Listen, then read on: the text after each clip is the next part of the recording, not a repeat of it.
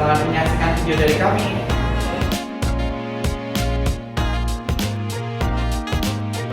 Penjuru bahasa teks tertulis adalah juru bahasa yang membacakan isi teks secara langsung dan cepat. Bentuk penjuru bahasaan satu arah ini dari bahasa sumber ke bahasa sasaran. Jenis penjuru bahasaan ini serupa dengan penjuru bahasaan simultan. Hanya saja tidak dalam bentuk mendengar, tetapi dalam bentuk teks tertulis. Selanjutnya, penjuru bahasaan konsekutif, yaitu juru bahasa berada dalam satu ruangan dengan pembicara dan pendengar. Pembicara berbicara selama beberapa saat dan kemudian berhenti. Lalu, penjuru bahasa menyampaikan kembali pesan yang disampaikan ke dalam bahasa sasaran. Saat pembicara berbicara, juru bahasa mendengarkan, mengingat, dan mencatat apa yang akan disampaikan pembicara. Pandemi COVID-19 berdampak terhadap semua industri di Indonesia bahkan dunia, termasuk industri pariwisata. Dampak COVID-19 terhadap pariwisata sangat banyak karena industri pariwisata di Indonesia mempunyai keterkaitan dengan industri yang lain, yaitu perhotelan, transportasi, usaha mikro, kecil, dan menengah, terutama yang menghasilkan cenderamata dan kuliner, resto, biro perjalanan wisata, dan pemandu wisata. Nilai kerugian akibat COVID-19 tentu saja jika dinilai dengan rupiah secara nasional sangat besar. Namun kita hendaknya tidak hanya sebatas menghitung dan mengkaji dampaknya, namun diperlukan langkah-langkah konkret dalam menyelamatkan industri yang menjadi tulang punggung banyak orang ini. Dalam menyelamatkan industri pariwisata di Indonesia pasca COVID-19 diperlukan strategi. Menurut hemat saya, penanganan pariwisata di Indonesia dapat dilakukan dengan 3 strategi. Strategi jangka pendek. Strategi jangka ini dapat dilakukan melalui beberapa hal, antara lain pemerintah dengan kebijakan-kebijakannya dapat memberikan dukungan terhadap industri pariwisata di Indonesia, terutama dukungan finansial atau stimulus terhadap biaya operasional, membuat SOP mitigasi bencana pariwisata termasuk wabah COVID-19 dengan membuat protokol kesehatan di era new normal, menguatkan informasi terhadap kebersihan dan kesehatan lingkungan destinasi, penguatan Destination Management Organization atau DMO, terutama terhadap pengelolaan desa wisata, memperbaiki proses operasi pengelolaan destinasi pariwisata mulai dari pengelolaan informasi sampai dengan melakukan umpan balik dari para wisatawan, melakukan inovasi produk dengan membuat program digital tourism dan memperbaiki nilai yaitu bagaimana mengelola pelanggan internal karyawan supaya puas dan menjadi royal sehingga dapat memberikan layanan terbaik kepada wisatawan yang pada akhirnya wisatawan puas dan menjadi royal. Strategi jangka menengah. Strategi jangka menengah melalui strategi Pantheroic yang merupakan strategi kolaborasi antara akademik, bisnis, government, customer, and media (ABGCM). Penerapan strategi ini akan optimal apabila masing-masing mempunyai peran yang berimbang di bidangnya masing-masing sehingga dapat berkolaborasi dengan baik. The COVID-19 pandemic has an impact on all industry in Indonesia and even the world, including the tourism industry. The impact of COVID-19 on tourism is very large because the tourism industry in Indonesia has linked with other industries like hospitality, transportation, micro, small and medium enterprise, MSME or we call UMKM, especially those that produce souvenirs and culinary delights, restaurant, travel agency, and tour guides. The value of losses due to COVID-19, of course, if assessed in rupiah national, is very large. However, we should not only be limited to calculating and assessing the impact, but also need concerted steps to save the industry that is the backbone of many people. In saving the tourism industry in Indonesia after COVID-19, a strategy is needed. In my opinion, handling tourism in Indonesia can be done with 3 strategies. Short-term strategies. This long-term strategy can be done through several things, including the government with its policies that can provide support to the tourism industry in Indonesia, especially financial support or stimulus to operational costs, making SOP for mitigating tourism disaster including the COVID-19 outbreak by making health protocols, especially in the area of globalization. New normal strengthening information on cleanliness and environmental health of the session, strengthening this destination management organization or DMO, especially on the management of tourist village, improving the operational process of managing tourism destination, starting from managing information to providing feedback from tourists, innovating products by creating program digital tourism and improving the value chain. Namely, how to manage intern customer or employees to be satisfied and become loyal so they can provide the best service to tourists, and tourists are satisfied and become loyal. Medium-term strategy. The medium-term strategy is through the Catholic strategy, which is a collaborative strategy between academic, business, government, customer, and media. And the implementation of this strategy will be optimal if each has a balanced role in their respective fields so that they can collaborate well. Thank you.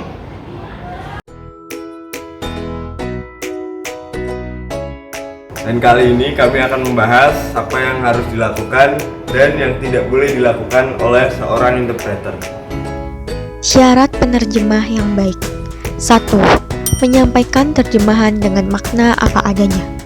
Seorang interpreter wajib untuk menerjemahkan hal-hal secara apa adanya.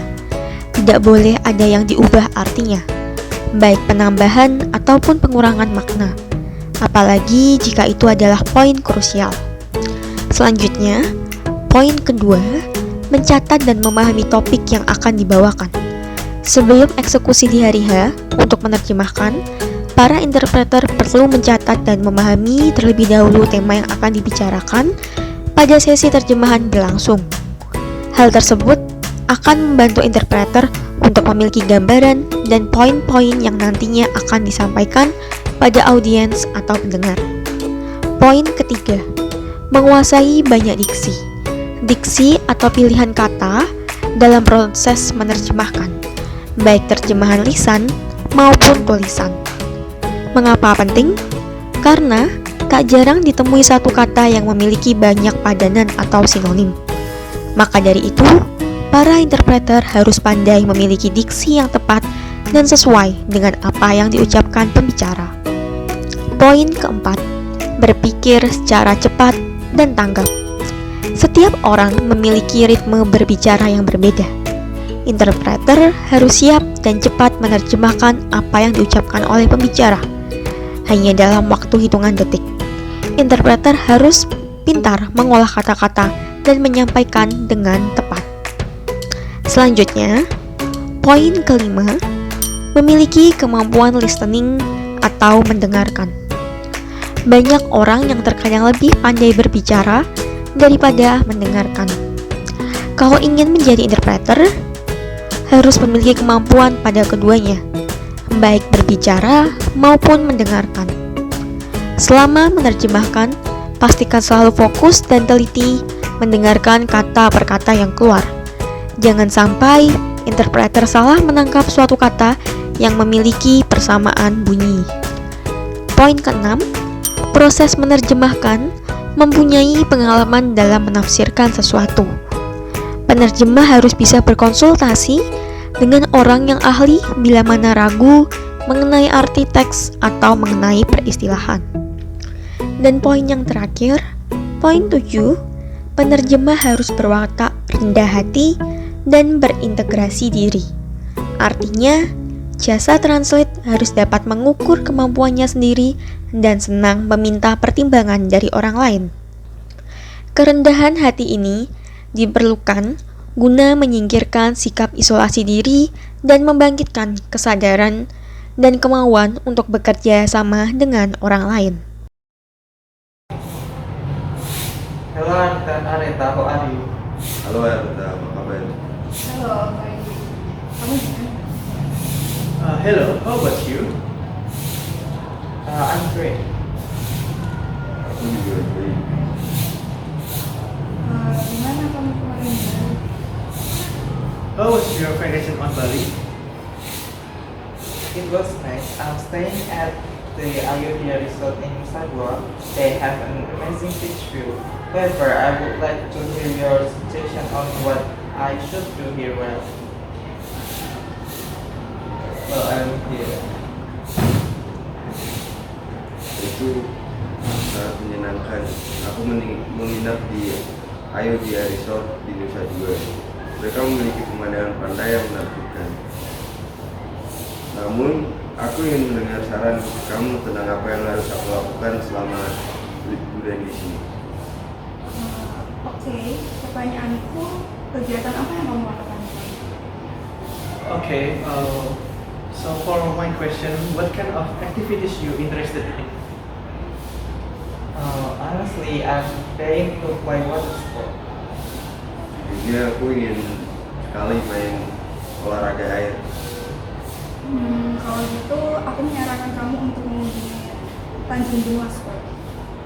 Well, in that case, I'm suggesting you to visit the Tanjung Benua Spot. How about the restaurant? I am a big fan of Italian food. Any recommendation? Bagaimana dengan restoran? Aku merupakan penggemar berat makanan Italia. Ada rekomendasi? Aku merupakan penggemar berat makanan Italia juga. Itu sebabnya aku akan merekomendasikan kamu untuk mengunjungi restoran Daramio di Pantai Barawan. Mereka memiliki pizza terenak. I'm also a big fan of Italian food, and I suggest you to visit the Romeo restaurant in Barawa Beach because they have the best pizza. If that is so, why wouldn't we just go together? Kalau begitu, kenapa kita nggak pergi ke sana bersama aja? Ide yang bagus. That's a great idea. Alright, let's go, Areta. Baiklah, ayo Areta. Yuk. Let's go. Syarat yang harus dihindari dalam penerjemahan lisan. 1. Menyampaikan terjemahan dengan makna yang sudah diubah. Seorang interpreter wajib untuk menerjemahkan hal-hal secara apa adanya. Jika memiliki sesuatu makna yang dirubah, maka akan terjadi perubahan poin dan terjadi adanya miskomunikasi antar kedua belah pihak. How about the restaurant? I'm a big fan of Italian food. Any recommendation? Bagaimana dengan restoran? Aku adalah penggemar berat Italia, makanan Italia. Ada rekomendasi? Aku ada rekomendasi salah satu restoran yaitu Daramio. Dia memiliki pizza terenak. I have a recommendation of the restaurant. It's the Romeo, but I don't think I like the pizza. 2. Tidak mencatat ataupun kurang memahami topik yang akan dibawakan. Para interpreter sebelum hari H perlu mencatat dan memahami terlebih dahulu tema yang akan dibicarakan. Jika interpreter tidak mencatat apapun hal yang dibicarakan oleh kedua belah pihak, mungkin akan terjadi keterlambatan penerjemahan. Dan apabila penerjemah tidak memahami topik yang akan dibawakan, juga dikhawatirkan akan terjadi keterlambatan ketika penerjemahan sehingga penerjemahan tidak dapat berjalan secara maksimal. Honestly, I'm dying to play water sport. Jujurnya aku ingin banget main olahraga air. Kamu bisa mengunjungi Tanjung Benua. You can explore the what is Tanjung? Tanjung is 3. Tidak menguasai banyak pilihan kata. Diksi itu sangat penting bagi seorang penerjemah, karena apabila tidak mengetahui atau menguasai banyak diksi, akan sering ditemui satu kata yang memiliki banyak padanan atau sinonim.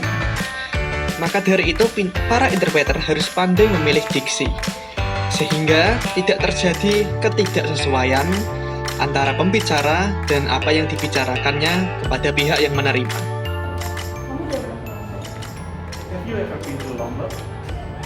I've been there last year. Aku belum pernah ke Lombok tahun ini. 4. Berpikir secara lambat. Setiap orang memiliki ritme berbicara yang berbeda. Oleh karena itu, seorang interpreter harus siap setiap detiknya untuk mencatat dan memahami dan melakukan translasi ketika pembicara sudah selesai berbicara. Jika interpreter memiliki pola pikir yang lambat, seperti yang terjadi di poin sebelumnya, akan terjadi keterlambatan penerjemahan, sehingga mungkin penerjemahan yang terjadi waktu itu tidak akan terjadi secara maksimal dan akan merugikan kedua belah pihak. Kamu udah pernah nonton film Spider? Have you ever watched Spider-Man movie? Yes, I watched that last one. The movie was really good and the actor acting is really good. I really enjoy watching them. Ya, aku udah pernah nonton dan 5. Kemampuan mendengarkan yang kurang. Kemampuan mendengarkan sangat penting bagi seorang interpreter. Karena dengan mendengarkan dengan teliti, kita bisa jadi tahu dan memahami lebih pasti apa topik yang dibicarakan oleh pembicara sehingga kita dapat menerjemahkannya lebih cepat. Jika kita memiliki kondisi pendengaran atau kemampuan pendengaran yang kurang, maka diharapkan kita akan susah dan kebingungan ketika kita sedang ingin mentranslasi atau menerjemahkan topik-topik yang ingin dibicarakan oleh pembicara. Anita, what is your favorite K-pop group? Areta, apa band K-pop favoritmu? Aku suka Basic, Treasure, EXO, IVE. Aku suka gitu. She like EXO. Can you repeat? Tracer, Tracer, and can you repeat? I. 6. Penerjemah yang arogan. Terlalu arogan bisa membuat para pendengar atau pembicara menjadi tidak nyaman dengan kondisi sekitar. Kita sebagai interpreter harus dapat menahan diri dan rendah hati karena kita hanya sebagai orang yang menerjemahkan saja dan bukan orang yang memiliki wewenang untuk berpendapat atau berargumen seperti layaknya para pembicara. Do you like K-pop too? I have done it before, but I don't think I really like K-pop that much. Say something nice. Say something nice. Be a good person. Say.